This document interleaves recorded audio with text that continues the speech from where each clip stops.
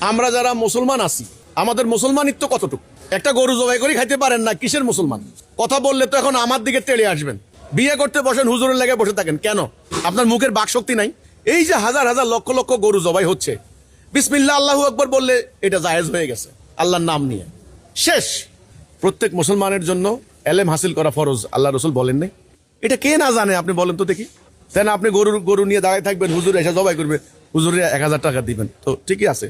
আপনি যে এই যে হুজুরের কথা বলেন, হুজুরের দোষ দেন কে? আমি তো হুজুরদের দোষ পরে দিচ্ছি। হ্যাঁ, আপনি যে বললেন যে আল্লাহ বিনিময় নিতে নিষেধ করেছেন মানুষ, আমি তো হুজুরদের দোষ পরে দেন।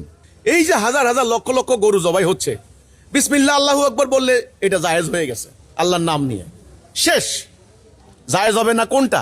আল্লাহ ব্যতীত অন্যের নাম, দেবদেবীর নামে যেগুলো উৎসর্গ করা হবে ওগুলা। আপনি আল্লাহর নাম নিয়ে বিসমিল্লাহ করে যখন করবেন, এবার দোয়া একটা বাইর করছে যে ইন্নাস সালাতে ওয়া নুসুকি ওয়া মাহইয়া ওয়া মামাতি লিল্লাহি রাব্বিল আলামিন। এইটা যে দোয়া পড়ে যে কোরবানি গরুর গলায় ছুরি দেওয়া হয়, এটা তো আল্লাহর, এটা কোরআনের এটা কথা ছিল না। এটা এমনিতেই মোমেনদের জন্য একটা অঙ্গীকার যে আমার সমস্ত কিছু আল্লাহর জন্য, দুনিয়াবি কোনো স্বার্থের জন্য না। তা আপনি যে বললেন যে হুজুররা বিনিময় নেয়, কোরবানি করেও টাকা নেয় চামড়া, ভাই দোষ আমাদের সাধারণ মানুষের। আমরা একটা গরু জবাই করে খাইতে পারি না, একটা বাচ্চার নাম রাখা কেন?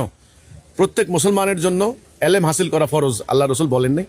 হ্যাঁ, কল্লি মুসলিমিন, সমল মুসলমানদের যে এলেম হাসিল করা, তালাবুল ইলমি ফারিদাতান আলা কুল্লি মুসলিমিন, সমস্ত মুসলমানদের জন্য এলেম হাসিল করা ফরজ।